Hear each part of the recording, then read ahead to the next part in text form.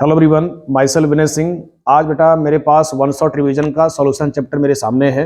इसको जो है हम आधे घंटे में पूरे जो भी कॉन्सेप्ट है शॉर्ट रिवीजन में समझाने का प्रयास करते हैं। ओके, तो देखो इसमें सॉल्यूशन में कैसे हम लोग वन शॉट के तौर पे सीखेंगे और कुछ इसमें बेसिक फंडामेंटल है तो उसको भी जानने का प्रयास करते हैं बेटा। तो सॉल्यूशन बेसिकली यहाँ पर हमारे सिलेबस में बाइनरी मिक्सर को लेकर के दिया गया है। बाइनरी बोले तो सिंपली दो कॉम्पोनेंट होने चाहिए। अब उन दो कंपोनेंट में सबसे पहले हमारे पास क्या आता है बेटा, सॉल्यूट आता है। और सॉल्यूट का रिप्रेजेंटेशन क्या होता है, बी से इंडिकेट करते हैं। एंड सॉल्वेंट, सॉल्वेंट का रिप्रेजेंटेशन हम ए से लेके चलेंगे। यानी सॉल्यूट का रिप्रेजेंटेशन क्या हो गया, बी, एंड सॉल्वेंट का रिप्रेजेंटेशन ए हो गया। ए और बी को जानोगे तो फॉर्मूले को रिलेट करना इजी हो जाता है। ओके, अब देखो सॉल्यूट का बेटा सिंपली हमारा मतलब ये होता है कि जो सॉल्यूशन में लेस अमाउंट प्रेजेंट होता है, यानी less amount present in solution is known as solute. And solvent क्या हो जाएगा, large amount of present in solution. जैसे एग्जांपल के तौर पे आप ये समझो, एक चम्मच चीनी है और एक गिलास पानी है, तो आप चीनी को पानी में डालोगे सॉल्यूशन प्रिपेयर हो जाएगा, तो उसमें एक चम्मच चीनी क्या हो जाएगा बेटा, सॉल्यूट हो जाएगा, और एक गिलास पानी क्या हो जाएगा, सॉल्वेंट हो जाएगा। तो बेसिक फंडामेंटल क्लियर हो गया। तो आगे बढ़ते हैं। देखो अब देखो हमारे पास जब सॉल्यूशन प्रिपेयर हो जाएगा तो हमारी केमिस्ट्री में उसको एक्सप्रेस करने के लिए कॉन्सेंट्रेशन टर्म आते हैं, यानी expression of concentration term in solution, यानी सॉल्यूशन को एक्सप्रेस करने के लिए कॉन्सेंट्रेशन टर्म यूज किया जाता है। अब वो ढेर सारे कॉन्सेंट्रेशन टर्म हो गए, अगर उनको नहीं जानेंगे तो हमारे आगे का चैप्टर आगे नहीं प्रोसीड हो पाएगा। तो बेटा इसमें सिंपली सॉल्यूशन को एक्सप्रेस करते हैं कॉन्सेंट्रेशन से, और जनरली कॉन्सेंट्रेशन का जो यूनिट होता है मोल पर लीटर होता है। तो एक एक करके जो ज्यादा इंपॉर्टेंट है वन शॉट में हम उसी को सबसे पहले कवर करेंगे। इसमें और भी हमारे पास कॉन्सेंट्रेशन टर्म आते हैं, लेकिन मोलैलिटी, मोल फ्रैक्शन, ये सारे सबसे ज्यादा इंपॉर्टेंट हमारे सिलेबस में माने जाते हैं, क्योंकि आगे सीपी जो है दैट इज क्वालिटेटिव प्रॉपर्टी पूरा इसी पर बेस्ड ऑन है बच्चों। ओके, देखो मोलैरिटी को सीखते हैं। तो बेटा इसमें क्या सीखोगे, मोलैरिटी स्पेशली जो होता है ना कैपिटल एम से इंडिकेट करते हैं। मोलैरिटी क्या शो करते हैं, कैपिटल एम से रिप्रेजेंट किया जाता है। और ये एक्सप्रेशन क्या ना कि आपके जो एक्सटर्नल टीचर वाइवा लेने आते हैं ये भी आपसे मोलैरिटी में एक्सप्रेशन पूछते हैं, या जब हम टाइट्रेशन करते हैं तो मोलैरिटी वहां पर काफी ज्यादा इंपॉर्टेंट माना जाता है ये कंसेप्ट। तो देखो इसमें सिंपली क्या है, तो मोलैरिटी बच्चे सिंपली मोल ऑफ सॉल्यूट, तो मैं लैंग्वेज बोल देता हूं, आप इसको अपने कॉपी में रिटर्न भी कर सकते हैं। तो सिंपली बच्चे क्या हो गया, एनबी का मतलब क्या होता है, एन इंडिकेट करता है मोल को, बी इंडिकेट करता है सॉल्यूट को, तो क्या इसका लैंग्वेज आएगा, mole of solute dissolve in V in litre. तो बेटा फिर से एक बार नोटिस कर लो, mole of solute dissolve in V litre solution, यानी सॉल्यूट के मोल को एक लीटर के सॉल्यूशन में डिजोल्व करना ही मोलरिटी कहलाता है। ओके, तो अब इसको रिप्रेजेंट करते हैं कैपिटल एम से, तो जैसा इसका स्टेटमेंट है वैसा इसका फॉर्मूला बनता है। तो एनबी क्या शो करेगा, मोल ऑफ सॉल्यूट को, वी क्या शो करेगा, सॉल्यूशन इन लीटर में। अब देखो जनरली क्या है ना कि हम मोल को जब तोड़ेंगे बच्चे, तो मोल का जो फॉर्मूला होता है, स्पेशली अगर मोल के फॉर्मूले को नोटिस करोगे तो N is equal to W divide by capital M होता है। W इंडिकेट करता है गिवन मास को, M शो करता है मोलर मास को। तो B अगर लगा दोगे तो W भी हो जाएगा, यानी सॉल्यूट का गिवन मास, M भी क्या हो जाएगा, यानी कि सॉल्यूट का मोलर मास हो जाएगा। अब जनरली क्वेश्चन में क्या होता है कि लीटर नहीं देता है, ml में देता है, तो आप इसको जब एक्सपेंड करोगे लीटर में तो 1000 आपका ऊपर चला जाएगा। जैसे सपोज हमारे पास 50 ml है तो 50 बाई 1000 होगा, तो 1000 बेटा ऊपर पलटी मारेगा, तो कुछ ऐसा एक्सप्रेशन ये बन जाएगा। एक देखो इसमें आपको अलग से क्या नोटिस करना है, ये टेम्परेचर डिपेंडेंट होते हैं, यानी बच्चे मोलैरिटी क्या होता है, टेम्परेचर डिपेंडेंट क्वांटिटी होता है या टेम्परेचर डिपेंडेंट एक्सप्रेशन माना जाता है, क्योंकि इसके सॉल्यूशन के नीचे क्या आता है, सॉल्यूशन देखोगे तो ये लीटर में मेजर किया जाता है। तो लीटर अगर आ जाएगा तो टेम्परेचर से ये वेरी करेगा, अगर टेम्परेचर को रेज करोगे तो उसके वॉल्यूम में चेंजेस आ जाएगा। ओके, इसलिए मोलैरिटी क्या होता है, टेम्परेचर पे डिपेंड्स करता है। नेक्स्ट बच्चे देखो पैरामीटर क्या है, मोलैलिटी है, तो मोलैलिटी को स्मॉल एम से रिप्रेजेंट करते हैं। Molarity capital M, molality small M हो गया, तो इसमें क्या आएगा, सॉल्यूट के मोल को सॉल्वेंट इन केजी, यानी solvent in KG, solvent in KG, यानी जैसे मान लो कि 5 मोल सॉल्यूट है, उसको 1 केजी के सॉल्वेंट में डिजोल्व करना ही मोलैलिटी कहलाता है बेटा। ओके, तो इसी फॉर्मूले को एक्सपेंड करोगे तो W भी आएगा, M भी आएगा, 1000 वैसे ही हो जाएगा, और WA इन ग्राम हो जाएगा। ओके, और इस पे क्या लिखोगे, ये टेम्परेचर इंडिपेंडेंट क्वांटिटी होता है। डन। अब बच्चे देखो इसमें तुम्हें थोड़ा सा कुछ क्वेश्चन कैसे आते हैं, जैसे आपके पास दिया गया है 5 मोलरिटी दिया गया है, तो 5 मोलरिटी का बेटा सिंपली ये मतलब होता है कि 5 मोलरिटी, थोड़ा आगे इसको और एक्सपेंड कर दो, सपोज हमारे पास NaOH दिया गया है, तो इसका क्या सिग्निफिकेंस है, 5 mole of NaOH dissolve in 1 litre solution, यानी 5 मोल सॉल्यूट जो है 1 लीटर के सॉल्यूशन में डिजोल्व किया गया है, ये इसका सिग्निफिकेंस आएगा 5 मोलरिटी का। आई होप कितना आपको क्लियर हो गया होगा। अब बेटा देखो नेक्स्ट चलते हैं, नेक्स्ट कॉन्सेंट्रेशन टर्म है मोल फ्रैक्शन है। तो मोल फ्रैक्शन में एक एक्सप्रेशन बनता है यूनिटलेस होता है, क्योंकि इसमें ऊपर भी मोल आता है बच्चे और नीचे भी क्या आता है, मोल आता है। तो मोल फ्रैक्शन स्पेशली क्या है कि इसमें चाई बोलते हैं या इसको जीटा बोला जाता है या स्पेशली इसको काई सिंबल यूज करते हैं या नॉर्मली इसको हम एक्स की तरह लिखते हैं। तो एक्चुअल में इसका चाई है या फिर इसमें काई या फिर इसको सिंपली कह सकते हो जीटा बोल सकते हो, ये इसका एक रिप्रेजेंटेशन है। तो सिंपली अगर मालूम चला कि मुझे ए कंपोनेंट का निकालना है, क्योंकि हमारे सॉल्यूशन में 2 कंपोनेंट होते हैं, ए और बी होता है, ए इंडिकेट करता है सॉल्वेंट को, बी इंडिकेट करता है सॉल्यूट को। तो अगर मुझे मोल फ्रैक्शन ए निकालना होगा तो उसको क्या लिखोगे, एक्स से लिखोगे। तो अगर ए का है तो ऊपर क्या आएगा, इंडिविजुअल मोल आएगा, नीचे क्या आएगा, सॉल्यूशन आएगा। सॉल्यूशन में क्या होता है, Na+NB होता है, तो individual mole divide by total मोल, ऐसे आप याद कर सकते हो। या इसका स्टेटमेंट कैसे लिख सकते हो, यानी mole fraction is defined as it is the ratio of mole of 1 component to the mole of all component, या सिंपली एकदम देखो देसी बात में क्या बोल सकते हो, individual mole divide by total mole. Okay, अब देखो सिंपली अगर एक्स भी बेटा निकालना है, यानी मोल फ्रैक्शन सॉल्यूट का निकालना है, तो क्या लिखोगे, mole of solute B and divide by mole of solution that is Na+NB। अब देखो इसमें एक इंपॉर्टेंट नोटिस ये है कि मोल फ्रैक्शन जो होता है, देखो ये फ्रैक्शन है, तो फ्रैक्शन क्या होंगे, 1 से कम इसका आंसर आएगा, बात सही है। अब टोटल मोल को जोड़ दोगे, जैसे मोल फ्रैक्शन जोड़ दोगे, एक्स से प्लस एक्स भी हो गया। हमारे सिलेबस में 2 कंपोनेंट होता है, सॉल्वेंट होता है, सॉल्यूट होता है, इन दोनों को जोड़ दोगे तो क्या आएगा बेटा, 1 आएगा, यानी मोल फ्रैक्शन का जो सम होता है वो 1 के बराबर होता है। ऐसे देखो आपके पास बेटा क्या ना पीपीएम आता है, तो पीपीएम क्या हो गया, पार्ट्स पर मिलियन होता है, तो मिलियन का मतलब क्या हो गया कि 10⁻⁶ से मल्टीप्लाइड कर देना है। जब सॉल्यूट आपका बहुत स्मॉल क्वांटिटी में होता है तब यहाँ पर कॉन्सेंट्रेशन टर्म पीपीएम यूज करते हैं, यानी सॉल्यूट क्या होगा, जब बहुत हमें ट्रेस अमाउंट में होगा तो we expressed in terms of parts per million, ताकि हमें उसको एक्सप्रेस करने के लिए इजी हो जाएगा, उसका कैलकुलेशन इजी हो जाएगा। तो बेटा इसमें क्या हो जाएगा, मोल ऑफ सॉल्यूट हो जाएगा और स्पेशली क्या होगा, मोल ऑफ सॉल्यूशन इंटू 10⁻⁶ कर दोगे, यानी ऊपर सॉल्यूट है, नीचे क्या होगा सॉल्यूशन, और 10⁻⁶ से मल्टीप्लाई कर दोगे तो पीपीएम बेटा आ जाएगा। इसमें एक एक्सप्रेशन और है, मास बाई मास परसेंटेज होता है, तो आप उसको लिख लो, अलग से मैं बोल देता हूँ बेटा। Specially mass by mass percentage का मतलब ये होता है मास ऑफ सॉल्यूट हो जाएगा और नीचे क्या हो जाएगा, मास ऑफ सॉल्यूशन, और परसेंटेज है तो 100 से मल्टीप्लाइड कर दोगे, क्योंकि ये भी क्वेश्चन में कहीं ना कहीं, दूसरे क्वेश्चन में कहीं ना कहीं दिख जाएगी आपको। ओके बेटा, यहाँ तक का मेरा अगर कंटेंट क्लियर हो गया है तो अब चलते हैं नेक्स्ट, हमारा इसमें सॉल्यूशन में आता है सॉल्युबिलिटी को लेकर के आता है। तो हम सॉल्युबिलिटी को क्या है ना कि 2 तरह से पढ़ते हैं, एक हम पढ़ते हैं सॉलिड का लिक्विड में सॉल्युबिलिटी, और बेटा दूसरा पढ़ते हैं गैस का लिक्विड में पढ़ते हैं। तो जनरली क्वेश्चन सॉलिड का लिक्विड में ज्यादा इंपॉर्टेंट नहीं है, उससे क्वेश्चन उतना नहीं बनता है। मेनली क्वेश्चन बेटा किससे बनता है, गैस इन लिक्विड से क्वेश्चन बनता है। अब देखो गैस इन लिक्विड से क्वेश्चन बनेगा तो इसमें एक साइंटिस्ट आता है जिसका नाम बेटा आता है हेनरी लॉ आता है। क्या आता है जी, हेनरी लॉ आता है। अब देखो स्पेशली थोड़ा सा समझते हैं, तो हेनरी लॉ बेटा इसमें स्पेशली क्या कहता है कि जब आप प्रेशर बढ़ाओगे, पहले थोड़ा फंडामेंटल समझ लेते हैं फिर मैं तुम्हें इसका स्टेटमेंट मेंशन कर दूंगा। तो सिंपली बेटा हेनरी लॉ ये कहता है कि if we increase pressure solubility of gas increases in liquid. Simple funda ये है कि देखो प्रेशर बढ़ाओगे तो गैस की सॉल्युबिलिटी लिक्विड में क्या होगी, इंक्रीज करेगा, यानी प्रेशर को बढ़ाओगे तो सॉल्युबिलिटी गैस का क्या करेगा, लिक्विड में इंक्रीज करेगा।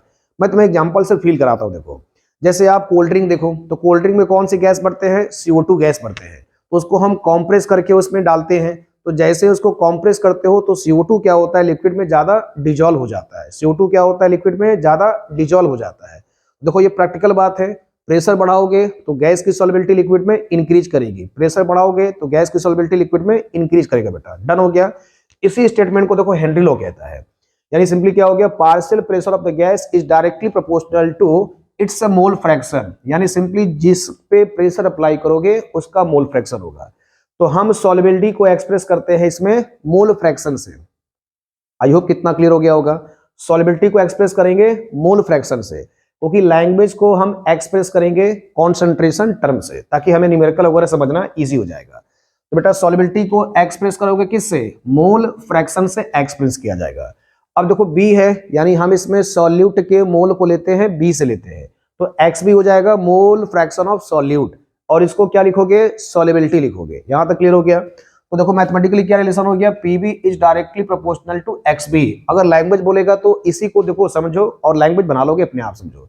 यानी partial pressure of gas is directly proportional to mole fraction, and mole fraction क्या है, सॉलिबिलिटी है। आगे बढ़ते हैं। देखो तो बेटा इसमें पीबी को जब रिलेट करोगे तो एक सम कांस्टेंट जोड़ा जाएगा, यानी कि देखो किसने दिया था, हेनरी साहब ने दिया था, तो इनके सम्मान में क्या कांस्टेंट आएगा, KH आएगा। K stands for constant and H stands for Henrys, तो नाम क्या हो जाएगा, हेनरीज कांस्टेंट हो जाएगा। अब देखो यहां से बच्चे क्या क्वेश्चन बन सकता है, तो KH इक्वल टू जब निकालोगे तो PB डिवाइड बाई XB आएगा, PB डिवाइड बाई XB आएगा। XB क्या होता है, सॉलिबिलिटी होता है। अब सिंपली क्या रिलेशन बना, यानी KH का सॉलिबिलिटी से इनवर्सली रिलेशन बना, KH का सॉलिबिलिटी से क्या रिलेशन, इनवर्सली बना। अब तुमसे बेटा स्पेशली देखो टेम्परेचर का भी सॉलिबिलिटी से इनवर्सली रिलेशन होता है। देखो इस फैक्टर को कैसे समझोगे, क्योंकि इसमें जो डिजोल्यूशन ऑफ गैस होता है ना, ये एक्सोथर्मिक होता है, तो इतना आपको डिटेल नहीं जानना है। अगर एक्सोथर्मिक होता है तो एक कॉन्सेप्ट आता है, ली चार्टियर प्रिंसिपल आता है, जो कि क्लास 11 में पढ़ाया जाता है। तो ली चार्टियर प्रिंसिपल के हिसाब से अगर कोई रिएक्शन एक्सोथर्मिक है तो टेम्परेचर को लोअर करोगे तो गैसेस का डिजोल्यूशन क्या होगा, लिक्विड में इंक्रीज करेगा। नहीं समझ में आया होगा, मैं प्रैक्टिकल एग्जांपल समझाता हूं। देखो जैसे हम CO2 को यानी कार्बन डाइऑक्साइड हम सिंपली क्या ना कोल्ड ड्रिंक्स में ऐड करते हैं। अब सॉफ्ट ड्रिंक्स को क्या ना कि जब हम फ्रिज के अंदर रखते हैं, तो फ्रिज के जब अंदर रखते हो तो गैसेस की सॉलिबिलिटी लिक्विड में क्या है ना, इनहेंस करता है। जैसे ही आप कोल्ड ड्रिंक को बाहर निकाल देते हो फ्रिज से, तो क्या होता है कि जो टेस्ट होता है ना, वो टेस्टलेस, मतलब वो टेस्टलेस बेटा हो जाता है। तो सिंपली क्या समझ में आता है कि फ्रिज के अंदर टेम्परेचर कम था, तो यानी गैसेस क्या ना लिक्विड में ज्यादा डिजोल्व थी। जैसे ही आपने कोल्ड ड्रिंक को बाहर कर दिया तो सिंपली क्या हो गया, यानी जो गैसेस है CO2 वो स्केप कर गए। यानी कहने का मतलब क्या है, टेम्परेचर ज्यादा है तो गैसेस का जो सॉलिबिलिटी है लिक्विड में वो डिक्रीज कर जाता है। जैसे ही टेम्परेचर लोअर रखते हो तो गैसेस की सॉलिबिलिटी लिक्विड में इंक्रीज करता है।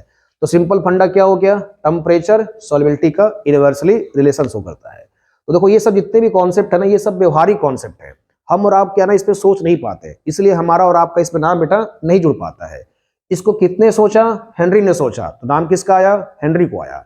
सिंपली क्या ना कि हम प्रैक्टिकली जानते हैं, हम सभी कोल्ड ड्रिंक को यूज करते हैं, लेकिन इतना इसके बारे में कभी सीख नहीं पाए कि हमारे यानी कोल्ड ड्रिंक्स को जब फ्रिज के अंदर रखते हैं तो क्यों सॉलिबिलिटी बढ़ गया, फ्रिज के आउटसाइड रखते हैं तो क्यों सॉलिबिलिटी इसका डिक्रीज कर गया। तो फंडा इसका बेटा टेम्परेचर है।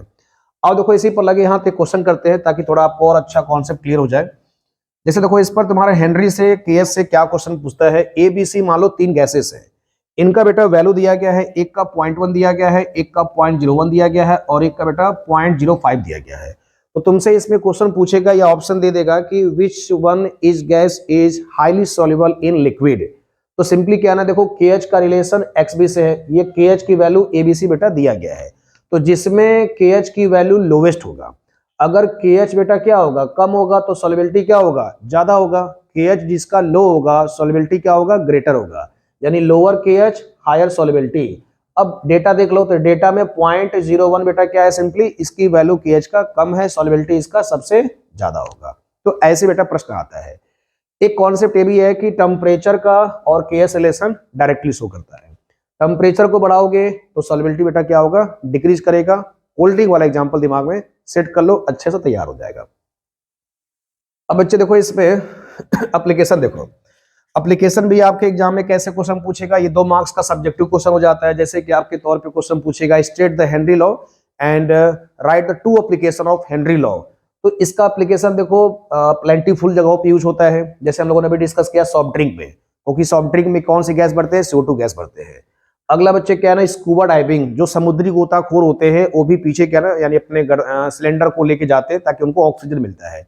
जब डाउन द यानी अर्थ में यानी कि हम सी में जाते हैं, जब अंदर जाते हैं गहराई में समुद्र के, तो वहां बेटा प्रेशर ज्यादा होता है, तो हमें ऑक्सीजन क्या होता है ना, ज्यादा डिजोल्व होता है। तो अकॉर्डिंग टू हेनरी लॉ का ये एप्लीकेशन है।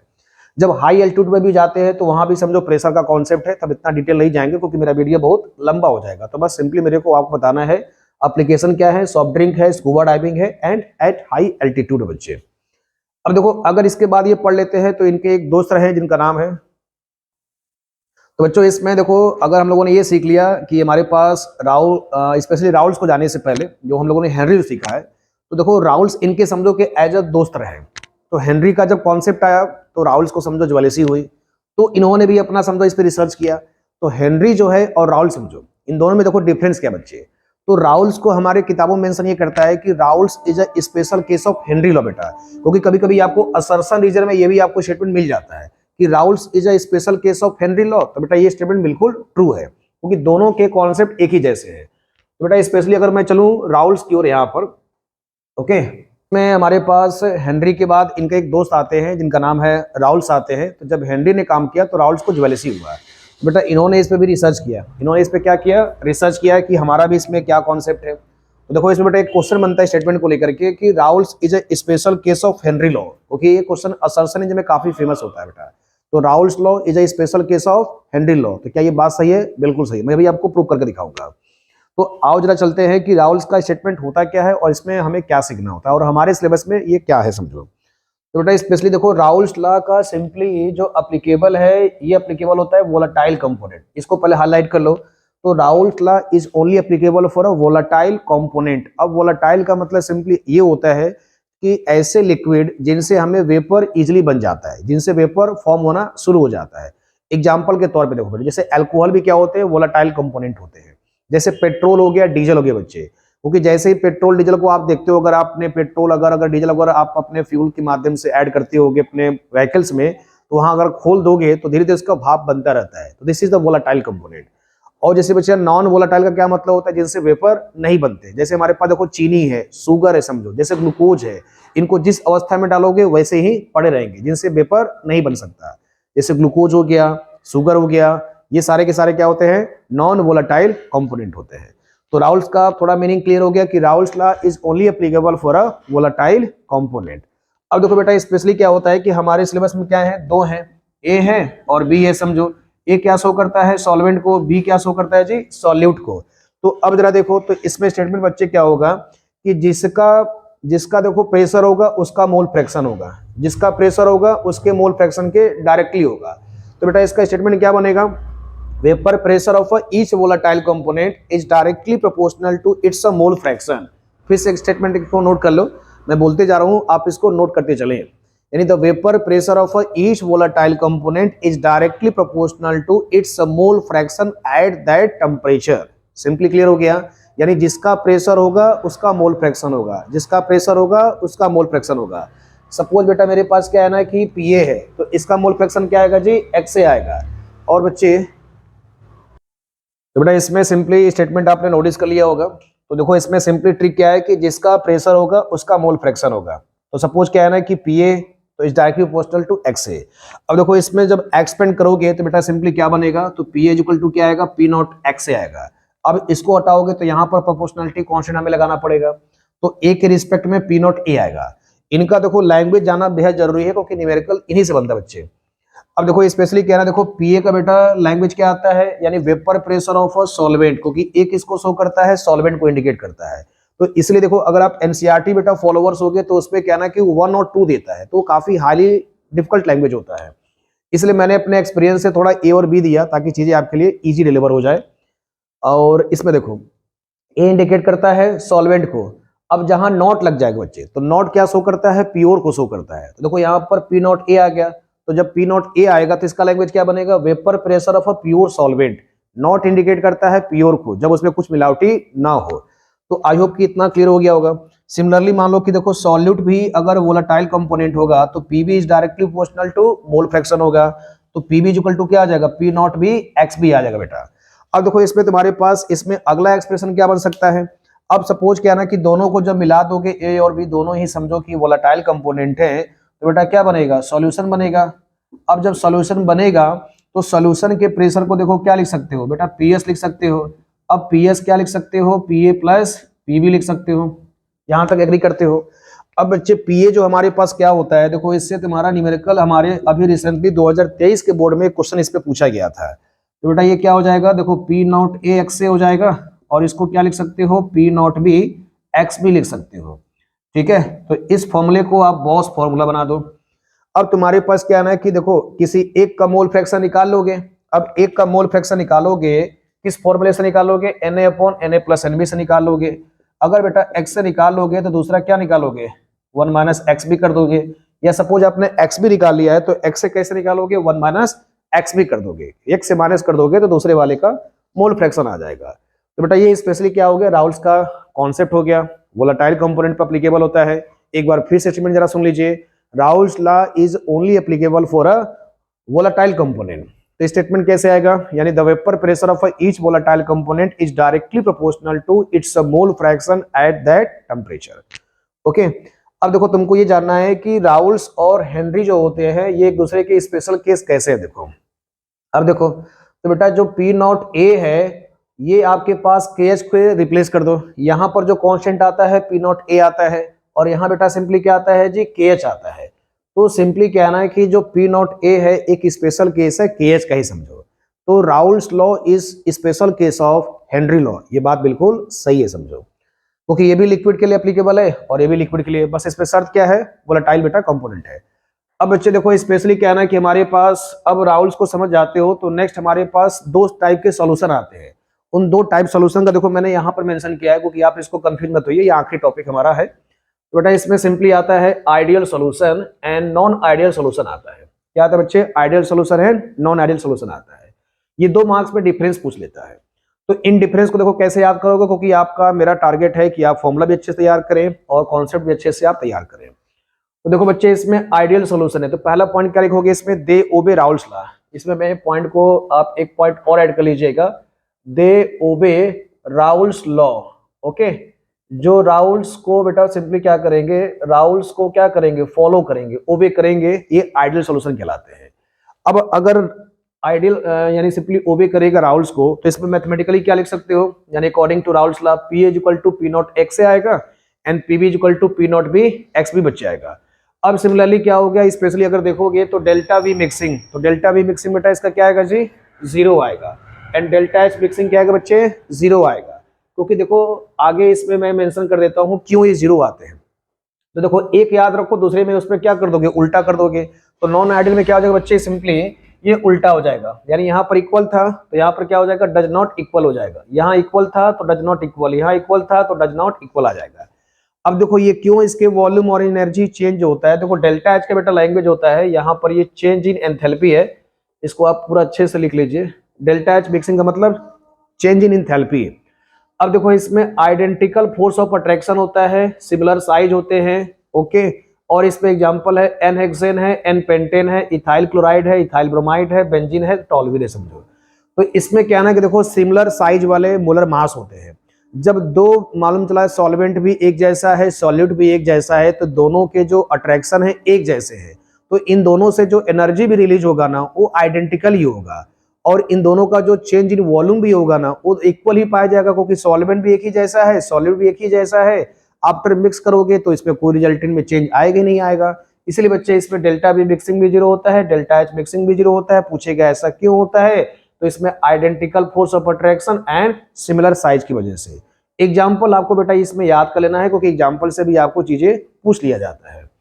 अब बेटा इसमें नॉन आइडियल में 2 केस आ जाता है, एक का नाम है पॉजिटिव डेविएशन और एक का बेटा नाम है नेगेटिव डेविएशन है। तो पॉजिटिव डेविएशन में बेटा सिंपली क्या है कि P is greater than P0x से, पॉजिटिव का मतलब सब कुछ ज्यादा, पॉजिटिव का मतलब सब कुछ ज्यादा, ऐसे आप कर सकते हो। तो P is equal to P0x से आ जाएगा। और बेटा इसमें क्या लिख सकते हो, देखो मैं एक कर देता हूं, दूसरे में आप उसको रिवर्स कर देना। तो रिवर्स करोगे तो बेटा क्या आएगा, P0a x से आ जाएगा। इस वाले में PB करोगे तो बेटा PB less than P0b x भी आ जाएगा। यहां तक ओके करते हो। अब देखो तो डेल्टा एच मिक्सिंग क्या हो जाएगा, 0 हो जाएगा। इस 0 नहीं होगा, ग्रेटर देन 0 होगा बेटा, ग्रेटर। और इसमें भी क्या हो जाएगा, डेल्टा बी मिक्सिंग ग्रेटर हो जाएगा, 0 से ज्यादा हो जाएगा। अब देखो क्योंकि इसमें बच्चे कह रहा है कि वेपर ज्यादा बनता है, जब 2 सॉल्यूशन को इंटरमिक्स करते हैं तो इसका जो रिजल्टेंट वेपर होता है वो ज्यादा होता है 2 लिक्विड का जो नॉर्मल लिक्विड होते हैं। अब देखो इसमें एक अलग बेटा स्पेशल पॉइंट है जो पेपर में सबसे ज्यादा क्वेश्चन इसी से पूछा जाता है। अगर पॉजिटिव डेविएशन होगा तो मिनिमम बॉइलिंग एजियोट्रॉप शो करता है। अब यहाँ पर देखो तुम्हारे पास सोचोगे ये बताओ ये कौन सा नया टर्म आ गया, ये कौन सी बल आ गई जिसका नाम है एजियोट्रॉप बच्चे है। तो देखो एजियोट्रॉप सिंपली क्या होता है, जब 2 लिक्विड जब दो लिक्विड का जो बॉइलिंग होता है ना वो कांस्टेंट हो जाता है, सेम फेज में समझो, तो बेटा इसी को बोलते हैं एजियोट्रॉप बोलते हैं, क्योंकि केमिस्ट्री के जो टर्मिनोलॉजी होते हैं काफी डिफिकल्ट होता है। तो मीनिंग इसका क्या समझ में आता है कि एजियोट्रॉप बेटा क्या होता है, जैसे पानी है और मान लो HCl आपने लिया, या जैसे आपने पानी है और अल्कोहल आपने लिया, तो इन दोनों लिक्विड का जो बॉइलिंग है ना वो कांस्टेंट हो जाता है, चाहे वो वेपर फेज में हो जाए चाहे वो लिक्विड फेज में हो जाएगा। तो इसमें क्या लिखोगे, when two liquids boil which boils at a constant temperature in a same phase such term is referred as azeotrope. बेटा इस बार फिर से एक बार लिख लो, क्योंकि पेपर में डायरेक्ट ये 1 मार्क्स में डिफाइन पूछता है, डिफाइन एजियोट्रॉप।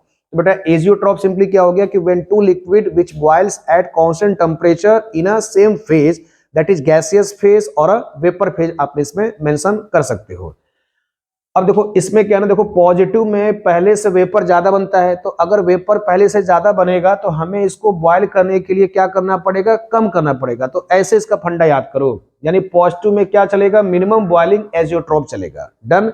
अब इसमें नेगेटिव में क्या चलेगा, मैक्सिमम बॉइलिंग एजियोट्रॉप चलेगा। इसके एग्जांपल बेटा वेरी पॉपुलर है, मतलब वेरी वेरी इंपॉर्टेंट है। बेटा इसमें सिंपली क्या ना, कहीं भी हाइड्रोजन बॉन्डिंग वाला एग्जांपल दिख जाए, जैसे पानी है और अल्कोहल है बच्चे, जैसे पानी है अल्कोहल, इन दोनों में क्या है ना कि बेटा सिंपली हाइड्रोजन बॉन्डिंग है, तो ये वाले एग्जांपल किस में आएंगे, पॉजिटिव डेविएशन में आएंगे। कहीं भी अगर अल्कोहल का इंफॉर्मेशन दिख जाएगा तो 99% होता है कि वो पॉजिटिव डेविएशन के एग्जांपल में आएंगे। और बेटा इसमें सबसे फेमस एग्जांपल है, देखो ये CHCl3 है, CHCl3 बेटा, ठीक है, ये है CHCl3, तो क्लोरोफॉर्म कहते हैं। देखो मैंने इसको ऊपर लिखा हुआ है CHCl3, अगर आपको ना दिख पाए तो ये CHCl3 है। और बच्चे एसीटोन है, तो एसीटोन क्या होता है, CH3CO CH3 होता है बच्चे, क्या होता है, CH3CO CH3 होता है। इसमें एक और एग्जांपल बड़े फेमस है, जैसे H2O है, एसिड है, तो H2O और एसिड भी बच्चे एग्जांपल आते हैं, नेगेटिव डेविएशन का टाइप आता है। तो बच्चे नेगेटिव डेविएशन में सिंपली H2 प्लस HCl ले सकते हो, H2O प्लस HNO3 ले सकते हो, ये किसका टाइप आ जाएगा बच्चे, नेगेटिव। बेटा इसमें नेक्स्ट हमारा देखो, इसमें टॉपिक जो है ऑलमोस्ट 60% हमारा टॉपिक डन हो चुका है। तो अब इसको सम अप करते हैं। CP, देखो CP का बेटा फुल फॉर्म होता है कॉलिगेटिव प्रॉपर्टी होता है, क्या होता है, CP stands for colligative property. अब ये सिंपली कहना है कि number of particle of solute पर डिपेंड्स करता है। इसका स्टेटमेंट अगर आप मेंशन करोगे तो the properties of solution which depends upon number of particle of solute, okay. अब ये simply number of particle of solute है, तो सिंपली क्या होगा, XB, यानी सिंपली NB लिख सकते हो। सॉल्यूट के मोल पे डिपेंड्स करना बेटा क्या कहलाता है, CP कहलाता है, यानी सॉल्यूशन में सॉल्यूट के पार्टिकल्स पे डिपेंड करना CP कहलाता है। अब बच्चे देखो इसमें 4 टाइप के हमारे CP होते हैं। पहला RLBP होता है, तो इसमें आपको मैं फॉर्मूला मेंशन कर देता हूं। इसमें बेटा P0A है, ये माइनस PS है, और डिवाइड बाई P0A है, इक्वल टू XB है। इसमें बेटा सिंपली तुम्हें न्यूमेरिकल में क्या ना PS पूछता है, तो PS क्या है ना, देखो हमारे पास P0A से यानी कम होगा समझो। तो सपोज क्या है, देखो मैं तुम्हें एक छोटा सा हिंट देता हूं, अगर आपके पास 23.6 मान लो कि हमारा P0 सॉल्वेंट का दिया गया है, तो PS क्या आएगा, 23.6 से जो कम ऑप्शन वाला होगा ना वही उसका आंसर ट्रू माना जाएगा, क्योंकि इस फॉर्मूले में देख सकते हो कि P0A ग्रेटर है, PS कम है समझो। ऐसे बच्चे समझो कि जैसे आप सिंपली पानी जब बॉयल करते हो, तो पानी बॉयल करते हो तो सॉल्वेंट हो गया, जब उसमें आप 1 चम्मच चीनी डालते हो तो सॉल्यूशन का जो वेपर होगा ना, वेपर प्रेशर वो डिक्रीज कर जाएगा। वही मैं आपको समझाना चाहता हूँ कि सॉल्यूशन का वेपर प्रेशर सॉल्वेंट के वेपर प्रेशर से कम होता है समझो, डन। आगे चलते हैं। अब देखो बच्चे सिंपली नॉन वोलेटाइल का मैंने इसमें एग्जांपल मेंशन किया है, जैसे ये आपके पास C6H12O6 है, दैट इज अ ग्लूकोज है, एंड शुगर है, ये सारे नॉन वोलेटाइल होते हैं। तो ये नॉर्मल जो CP होते हैं नॉन वोलेटाइल कंपोनेंट पे ही अभी एप्लीकेबल होते हैं, जब तक क्वांटम फैक्टर अभी नहीं आया हुआ है। तो अब देखो बेटा नेक्स्ट हमारे पास एलिवेशन इन बॉइलिंग पॉइंट है, तो इसमें Kb इंटू मोलैलिटी आता है। इसमें आपको सिंपली Kb का जो टर्म है ये आपको जानना अच्छे से है। तो Kb बेटा स्टैंड्स करता है मोलाल एलिवेशन कांस्टेंट, या फिर इसी का नाम आता है इबोलियोस्कोपिक कांस्टेंट आता है। Kb का दूसरा नाम क्या होता है, इबोलियोस्कोपिक कांस्टेंट होता है। इसमें आपसे क्या ना Kb का बेटा यूनिट पूछ सकता है, तो इसका यूनिट कैसे निकालोगे, डेल्टा TB आ जाएगा और ये मोलैलिटी आ जाएगा। तो ये क्या शो करेगा, आपके पास टेम्परेचर है तो केल्विन शो करेगा, ये मोलाल इनवर्स हो जाएगा, ये आपका यूनिट हो सकता है। एक और मोलैलिटी का आप उससे निकाल सकते हो, ठीक है, तो मैं आपके ऊपर छोड़ देता हूँ। बेटा इसको जब एक्सपेंड करोगे तो TB माइनस आएगा, TB माइनस T0B आएगा, equal to KB into molality आ जाएगा। इसमें बेटा TB का देखो लैंग्वेज क्या होगा, बॉइलिंग टेम्परेचर ऑफ सॉल्यूशन होगा, एंड T0B का बेटा लैंग्वेज क्या आएगा यहाँ पर, boiling temperature of pure solvent आएगा, डन। अगला बेटा सिंपली क्या ना, क्वालिटेटिव प्रॉपर्टी हमारे पास डेल्टा TF आता है, जिसका नाम है डिप्रेशन इन फ्रीजिंग पॉइंट आता है, डिप्रेशन इन फ्रीजिंग पॉइंट। इसको जब एक्सपेंड करोगे तो delta T F equal to K F into molality हो गया, ये आएगा T naught F minus T F आएगा। तो डिप्रेशन इन फ्रीजिंग पॉइंट में पहले टी नॉट एफ आता है और एलिवेशन वाले में टी बी बेटा पहले आता है, इस चीज का ध्यान रख लेना। बाकी इसमें के एफ इंटू मोलैलिटी आ जाएगा। ओके, नेक्स्ट बच्चा हमारे पास सिंपली क्या ना ऑस्मोटिक प्रेशर है। तो ऑस्मोटिक प्रेशर का फॉर्मूला सिंपली क्या होता है, जैसे पीबी इक्वल टू एनआरटी होता है। मैं तुम्हें थोड़ा सा फील करा देता हूं। जैसे बच्चे पीबी इक्वल टू क्या होता है, एनआरटी होता है। इस पी को क्या ना ऐसे एक्सपेंड कर दो तो बेटा ये हो जाएगा simply N by B concentration होता है, तो ये एक्सप्रेशन वही से आता है। तो इसको पाई से इंडिकेट करते हैं, सीआरटी हो जाएगा। इसको एक्सपेंड करोगे एनबी बाई वी आ गया, तो ये आपके पास ऑस्मोटिक प्रेशर का बच्चे फॉर्मूला आ गया। अब देखो ऑस्मोटिक प्रेशर से सिंपली क्या होता है कि इसका स्टेटमेंट भी पूछ लेता है, डिफाइन ऑस्मोटिक प्रेशर। तो सिंपली क्या होता है, टू एक्सेस प्रेशर और extra pressure that must be applied to just stop the osmosis, यानी ऑस्मोसिस को रोकने के लिए जो हम अतिरिक्त प्रेशर लगाते हैं उस प्रेशर का नाम है ऑस्मोटिक प्रेशर होता है। अब देखो इसमें एक बड़ा पावरफुल क्वेश्चन बनता है, एप्लीकेशन या फिर सिंपली बच्चे इसका एप्लीकेशन देख लो, ये इसमें एप्लीकेशन है। To calculate molar mass such as macromolecule proteins polymer, यानी क्वेश्चन पूछ सकता है कि which type of colligative property to determine molar masses of proteins and polymer and आपके पास मैक्रोमोलिक्यूल हो सकता है। तो आंसर क्या आएगा, ऑस्मोटिक प्रेशर। तो ऑस्मोटिक प्रेशर से जो लार्ज मॉलिक्यूल होते हैं उनका हम मोलर मास कैलकुलेट कर सकते हैं। डन हो गया। अब बच्चे देखो इसमें स्पेशली क्या है कि ऑस्मोटिक प्रेशर में 3 तरह के सॉल्यूशन आते हैं। सबसे फेमस क्या है, आइसोटोनिक सॉल्यूशन है। आइसोटोनिक सॉल्यूशन का मतलब होता है when two solution have a same osmotic pressure, 2 solution जिनके ऑस्मोटिक प्रेशर इक्वल होते हैं उनको आइसोटोनिक सॉल्यूशन से कहते हैं। पाई 1 इक्वल टू क्या होगा, पाई 2 आ जाएगा।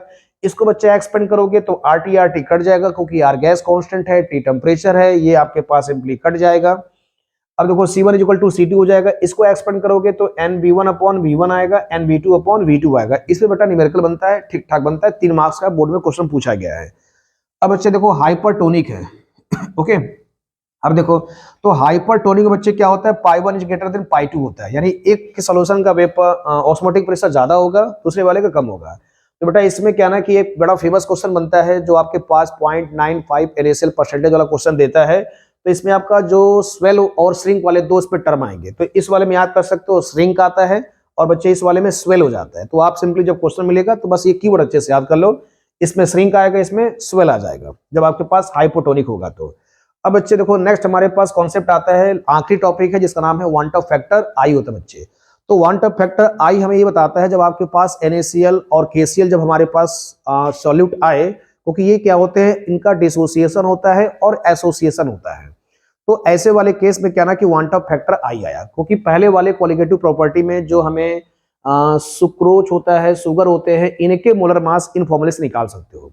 जब NaCl KCl आता है तो इनके मोलर मास निकालने में दिक्कत हो रहा था, तो उस कॉन्सेप्ट का नाम आता है बेटा एबनॉर्मल मोलर मास आता है, जिनका मोलर मास क्या होता है एक्सपेक्ट के मुताबिक या तो कम पाएगा या तो ज्यादा पाएगा। तो ऐसे कॉन्सेप्ट का नाम आता है एबनॉर्मल मोलर मास आता है। उसी एबनॉर्मल मोलर मास को सुधार करने के लिए हमारे साइंटिस्ट आए भाई साहब, जिनका नाम है वांट ऑफ फैक्टर आई से इसको रिप्रेजेंट करते हैं। तो इसका कॉन्सेप्ट यह है कि van't Hoff factor i to express the extent of dissociation और एसोसिएशन, जो एसोसिएशन और डिसोसिएशन के बारे में बताते हैं, समझो। अब देखो तो जितने भी कॉलिगेटिव प्रॉपर्टी हैं उन्होंने ये बोला कि आप पहले मेरे फैक्टर आई को क्या है ना कि मल्टीप्लाइड कर दोगे, जितने भी ओल्ड कॉलिगेटिव प्रॉपर्टी हैं वो सारे में क्या ना कि सभी फॉर्मूले पे अप्लीकेबल हो जाएगा या सभी तरह के सॉल्यूट पे अप्लीकेबल हो जाएगा। तो जो भी बेटा आपके पास सीपी की कॉलिगेटिव प्रॉपर्टी जितने 4 टाइप्स के होते हैं उनमें आई से मल्टीप्लाई कर दो। तो पहला क्या हो जाएगा, RLBP equal to i into XB, i क्या शो करेगा, वांट ऑफ फैक्टर को शो करेगा। डेल्टा टीबी क्या हो जाएगा, i KB into molality. Delta TF क्या हो जाएगा, आई केएफ इंटू मोलैलिटी।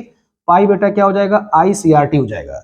इसमें एक अलग से नोट कर सकते हो, अगर डिसोसिएशन होगा तो बेटा आई की वैल्यू 1 से ज्यादा होगा, अगर एसोसिएशन होगा तो आई की वैल्यू 1 से कम होगा, अगर कोई एसोसिएशन डिसोसिएशन न होगा तो आई इक्वल होगा। अब बच्चे सिंपली क्या होगा, जैसे ग्लूकोज होता है, शुगर होते हैं, ये पानी में क्या है ना इनका डिसोसिएशन और एसोसिएशन नहीं होता है, क्योंकि अगर ये 6 कार्बन है तो 6 कार्बन ही इसमें रहेगा। ओके, अगर बेटा डिसोसिएशन है, देखो मैंने इसमें 3-4 एग्जांपल कराया है। सपोज मेरे पास एग्जांपल है NaCl दिया गया है, तो बेटा NaCl क्या है, पूरी तरह से NaCl में Na+ में टूटेगा और Cl- में बच्चे टूटेगा। तो इसमें क्या ना कि अगर ये पूरी तरह से कंप्लीट टूट गया है तो अल्फा क्या होगा, सिंपली क्या होगा बच्चे 100% होगा। या उसको देखो अल्फा और आई में देखो एक रिलेशन बेटा आता है, फिर मैं तुमको यहाँ समझाता हूँ अच्छे से। तो देखो सिंपली बच्चा अल्फा कैसे निकालोगे, तो अल्फा और आई में रिलेशन होता है कुछ इस प्रकार है, alpha is equal to i minus 1 है और बेटा n माइनस 1 होता है, ये डिसोसिएशन के लिए होता है। सिमिलरली अगर एसोसिएशन का निकालोगे तो सपोज मैं उसके लिए बीटा ले लेता हूं तो i माइनस 1 हो जाएगा और बेटा यहाँ पर 1/n माइनस 1 हो जाएगा। दो फॉर्मूला यहाँ भी आप लगे हाथ इसको निपटा दो। ओके, अब देखो तुमसे बच्चे क्या ना, जैसे NaCl है तो ये कंप्लीट अगर डिसोसिएशन होगा तो अल्फा क्या हो जाएगा, 1 हो जाएगा। अगर अल्फा 1 हो जाएगा, n बेटा सिंपली शो करता है नंबर ऑफ आयंस को शो करता है। तो फंडा ये है कि सिंपली अगर ये पूरी तरह से टूट जाते हैं तो Na का 1 Cl का 1, तो I की वैल्यू कितना आएगा, 2 आएगा। इस फॉर्मूले से भी आप चीजें कैलकुलेट कर सकते हो। ओके, मैं एक बार करके दिखा देता हूं बच्चे। अगर सपोज क्या ना ये 1 हो गया, 1 हो जाएगा, तो अब I माइनस 1 है और बेटा सिंपली क्या ना 2 माइनस 1 करोगे कितने, आपके पास एक कैटायन है एक एनायन है, तो आयंस कितने हो गए, 2, तो 2 माइनस 1 करोगे तो 1 आएगा और ट्रांसपोज करोगे तो बच्चे सिंपली I की वैल्यू कितना आ जाएगा, 2 आ जाएगा। तो फंडा ये है कि जितने भी आपके स्ट्रॉन्ग इलेक्ट्रोलाइट वाले होते हैं जो पूरी तरह से टूट जाते हैं या सिंपली बोल दिया 100% आयनाइज हो गया, तो उस केस में जितने कैटायन और एनायन है पैसे की तरह जोड़ दोगे, आंसर आ जाएगा। एक और एग्जांपल देखो, K2SO4 बेटा, तो K2 का सिंपली कितना कोफिशिएंट है, 2, सल्फेट का कितना है 1, तो कितना आंसर आएगा 3। एक और एग्जांपल देखो, Al2SO4 होल थ्राइस है, तो जो कोफिशिएंट है ना उनको पैसे की तरह जोड़ दो, सिंपल फंडा है। तो कितना एल्युमिनियम का है 2, सल्फेट कितना बचा 3, तो कितना आएगा I की वैल्यू 5 आएगा। एक आपके लिए अलग से होमवर्क बच्चे K4FeCN6, ये आपके लिए अलग से होमवर्क है, ये आप मुझे कमेंट सेक्शन में करके बता सकते हो कि इसमें क्वांटम फैक्टर I की वैल्यू कितना आ सकता है। ओके, आई होप कि बेटा इसमें आपको वीडियो काफी हद तक अच्छा लगा होगा। अगर अच्छा लगा होगा तो आप मेरे वेबसाइट पे जाके विजिट कर सकते हैं। मेरे वेबसाइट का नाम है benjininstitute.com। वहां पर मैंने आपको काफी ढेर सारे स्टडी मटेरियल प्रोवाइड कराए हैं और सीबीएसई के ढेर सारे मैंने उस पर PYQ क्वेश्चन भी सेंड किए हैं। Okay, thank you.